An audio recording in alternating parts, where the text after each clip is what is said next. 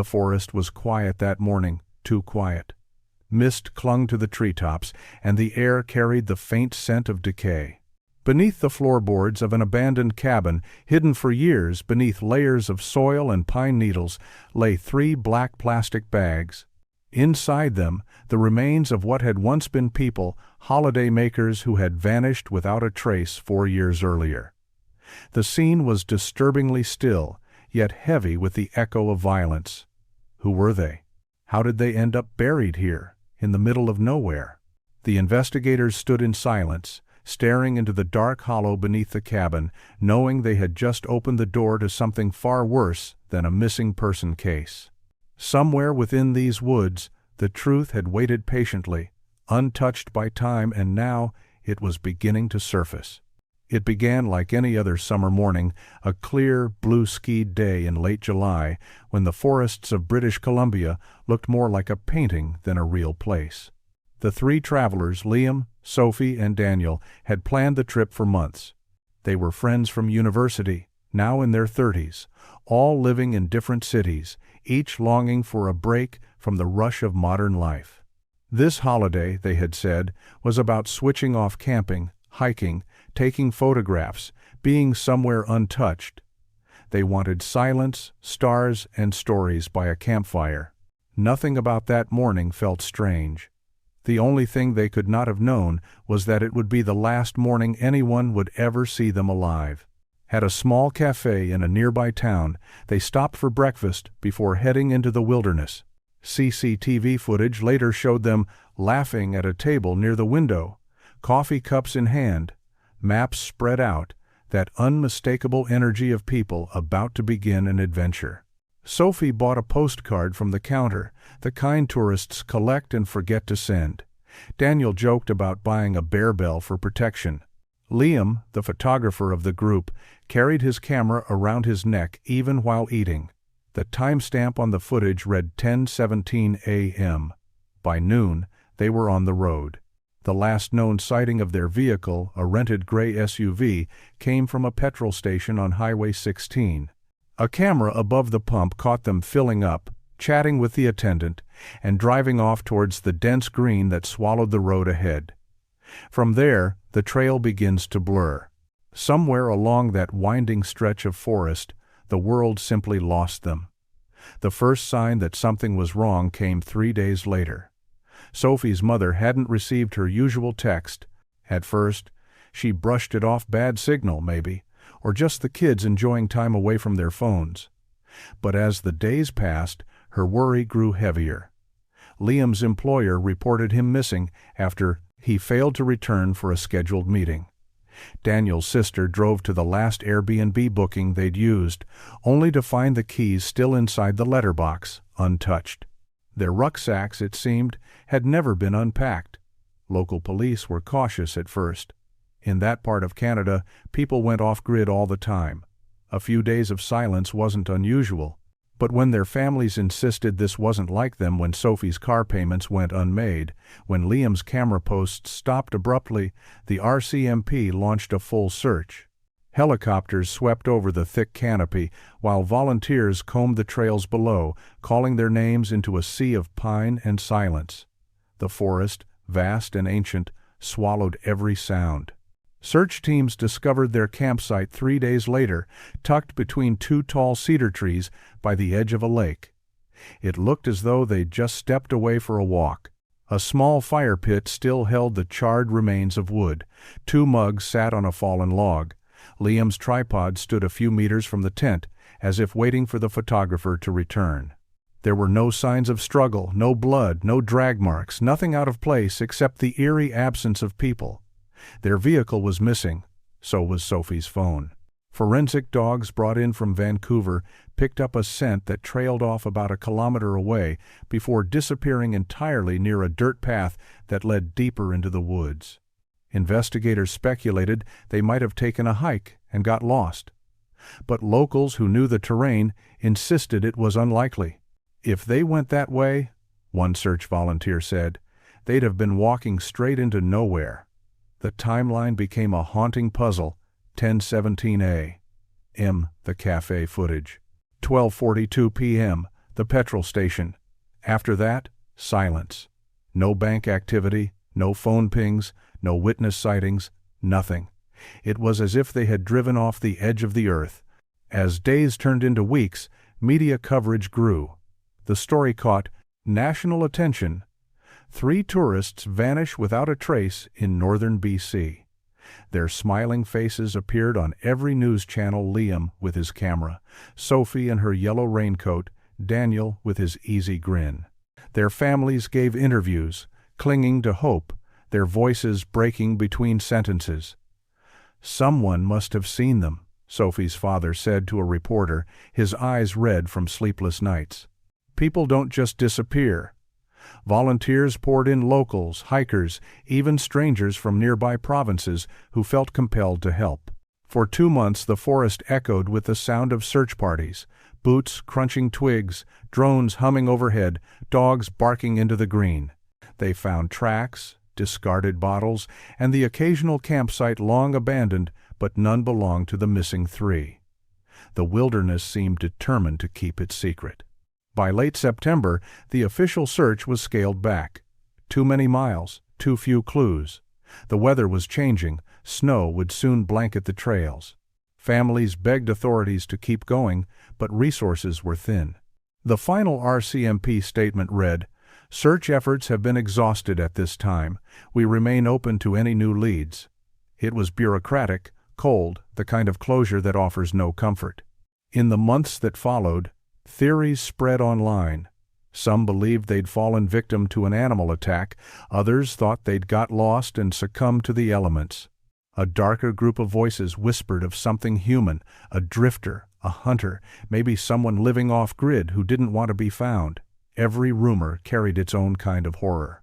Still, with no evidence, everything remained speculation. Then came the silences, the long, uncomfortable kind that settles over families when hope begins to thin. Birthdays passed uncelebrated.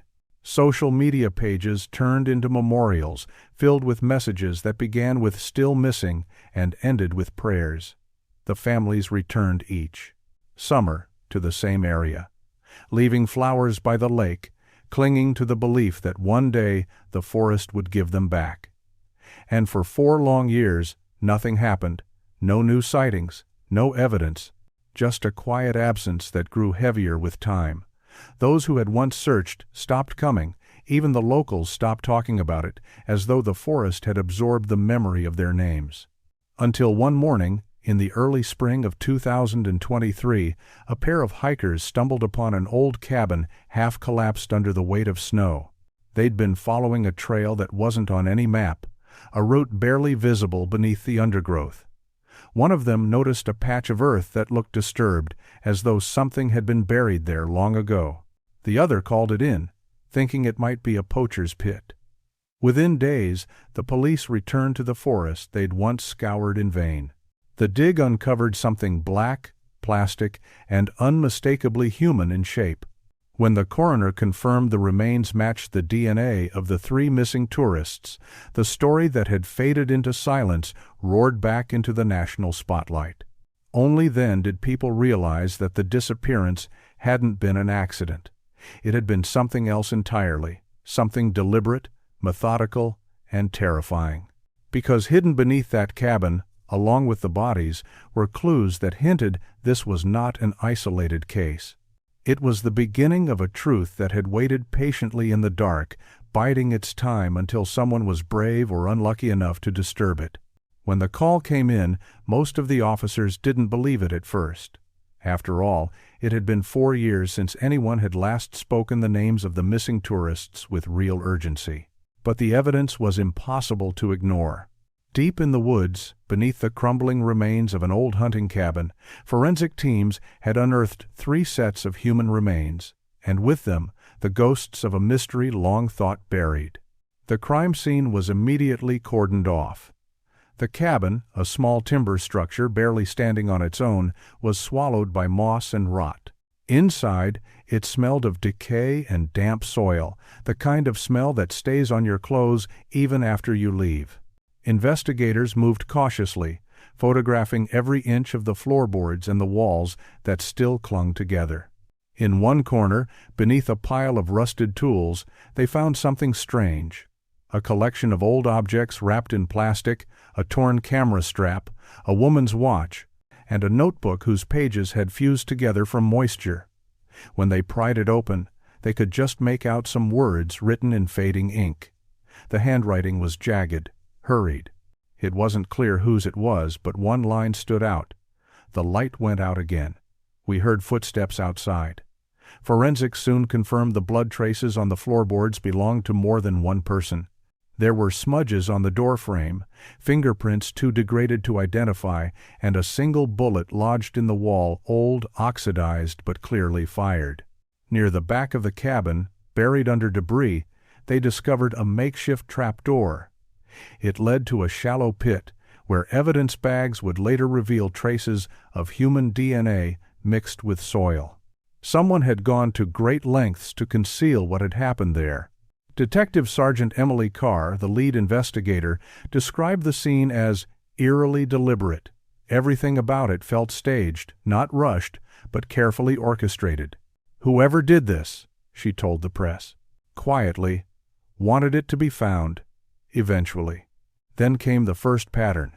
As analysts pored over old case files, one of them noticed something chilling. 3 other disappearances had occurred in the same stretch of forest between 2008 and 2015. Different circumstances, different victims, a couple on a road trip, a solo hiker, a local guide, but all had vanished within a 50-mile radius of that same area. None of their cases had ever been solved. It was too much to be coincidence. When investigators overlaid the last known GPS data from those older cases onto a map, a disturbing image began to emerge. Each disappearance was connected by faint lines of forestry roads, narrow, forgotten tracks that all led, directly or indirectly, to the cabin. It had been there all along, hidden by time and neglect, like a spider's web in the dark. The press seized on the story, dubbing it the Forest Triangle. Reporters camped outside police headquarters, desperate for updates. For weeks, speculation ran wild. Was it a serial killer? A ritual site? Some believed the cabin once belonged to a hunter who had lived there decades ago and never left. Others thought it might have been used by someone transient, a drifter, perhaps, who preyed on travelers and then moved on. But the evidence pointed toward something more systematic. When the forensic lab processed the soil samples from beneath the cabin, they found traces of synthetic fibers, the kind used in modern tents and outdoor gear. This suggested there may have been other victims, perhaps buried elsewhere, whose belongings had decomposed over time. Investigators widened their search perimeter, scanning the area with ground-penetrating radar. Within days, they discovered 2 more burial sites, both shallow, both containing personal items, a set of car keys, a ring, a single boot. Every new find added another layer of dread. The forest, once thought of as vast and silent, now felt claustrophobic, a labyrinth of trees concealing years of horror. Then came the breakthrough. Among the recovered objects was a damaged camera memory card, found buried inside a tin box under a loose plank. When digital forensics began restoring its data, they didn't expect much. But after days of careful reconstruction, several files reappeared, grainy photographs taken at dusk. The first few were ordinary, shots of trees, the lake, the friends smiling near their tent. But then, a final image froze the room. It showed the cabin at night, faintly illuminated by the headlights of a vehicle. Standing just outside the doorway was a silhouette tall, blurred, and unmistakably human. The figure appeared to be holding something long and metallic. The timestamp on the photo read 22:46, on the same night the tourists were last seen. The image went viral within hours. But while the internet debated whether the shadowed figure was the killer, investigators focused on the background. On the far left of the photo, partially hidden by darkness, was a sign nailed to a tree. When they enhanced the image, the words became visible: Carter's Logging Co., no trespassing. That small detail broke the case open. Carter's logging company had operated in the region until 2010, when it abruptly shut down after a worker's mysterious disappearance. Police obtained old employment records, cross-referenced them with names from surrounding towns, and eventually zeroed in on one man: Arthur Miles, a foreman who had lived near the forest his entire life. He'd been reported missing in 2011 after his cabin burned down in an unexplained fire. The location of that fire? Less than 500 meters from where the remains were found.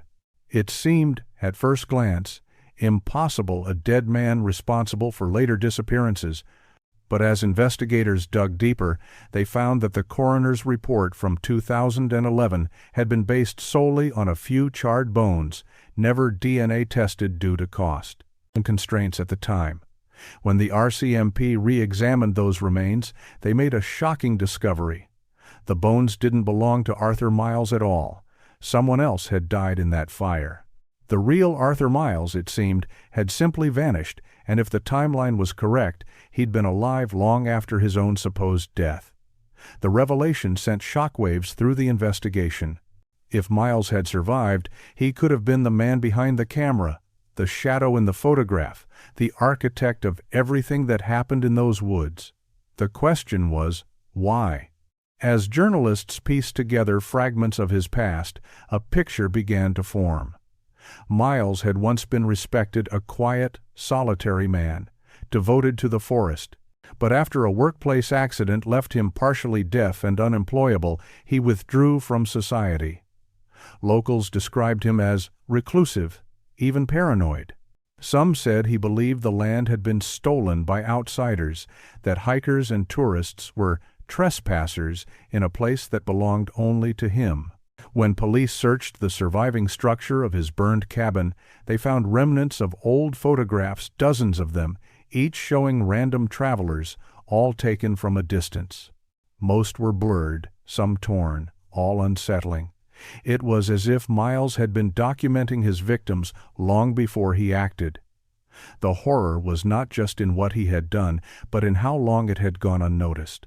For years, his crimes had hidden in plain sight, disguised as ordinary disappearances. A flat tire here, a lost trail there. No one connected the dots because no one believed something so calculated could exist in such a quiet, beautiful place. But now, the truth had cracked open like the cabin's floorboards, revealing a darkness far deeper than anyone had imagined. And though they finally had their suspect, one question still lingered in every investigator's mind. If Arthur Miles had planned everything so meticulously, if he had built this web over decades, then why had the evidence been left behind to be found? The answer, they would soon discover, was more disturbing than anyone could have guessed. It was the silence that unnerved them most. Not the photographs, not the objects, not even the faces staring back from decades past, but the absolute, unbroken quiet that hung in the room once the truth came into focus. For months, investigators had believed they were chasing the ghost of Arthur Miles, a phantom in the woods, a name that had become more myth than man. But when the final link in the chain was revealed, when the man behind the disappearances was finally unmasked, the real horror wasn't that he had hidden so well, it was that he had never been hiding at all. His name was John Bennett. To most people in the small town of Laramie Ridge, he was a kindly old man with a weathered smile and a soft, deliberate way of speaking. He volunteered at the community library every Thursday, brought baked goods to church events, and helped shovel snow for the elderly during winter. He'd lived in the same modest house for nearly 40 years, a short walk from the forest's edge. His neighbors described him as quiet, polite, maybe a bit lonely. Nobody had ever suspected him of anything more sinister than forgetting to mow his lawn. The first clue came from a single photograph recovered from one of the victim's cameras. In the corner of the frame, barely visible behind the trees, was a face. It was blurred, but when digital enhancement sharpened the image, the contours became unmistakable. A wide nose, deep-set eyes, and the faint outline of wire-rimmed glasses. The same glasses John Bennett wore every day of his life. When police arrived at his home early one morning, Bennett was already awake. The curtains were drawn, a pot of tea sat steaming on the table, and he greeted the officers with a calmness that bordered on unsettling. "You've come about the forest," he said simply, as though he had been waiting for them all along. At first, the search of his home yielded nothing unusual: stacks of newspapers, gardening tools, framed family photos coated with dust. But then, behind a locked door in the basement, they found what would later be described as one of the most disturbing discoveries in modern British criminal history. The door led to a small, windowless room lined entirely with shelves. On each shelf were carefully arranged objects: watches, necklaces, keychains, torn pieces of fabric, and Polaroid photos, hundreds of them. Every object was labeled with a date and a set of initials. Some labels went back nearly 30 years. The photos showed people smiling, unaware, often outdoors, sometimes standing near a forest path, sometimes beside a lake. They were ordinary snapshots, except for one detail: none of these people had ever been seen again. Pinned to the far wall was a large map of the region, dotted with red pins and lines connecting them like a spider's web. In the center of the web, drawn in thick black ink, was a circle around the area where the cabin had stood. This was the trophy room. Every item had been meticulously preserved. The lighting was dim, the air cold, as if the room itself had been sealed off from time. One detective later said it felt less like a crime scene and more like a museum, one built to honor the dead by the man who killed them. Forensic teams cataloged everything.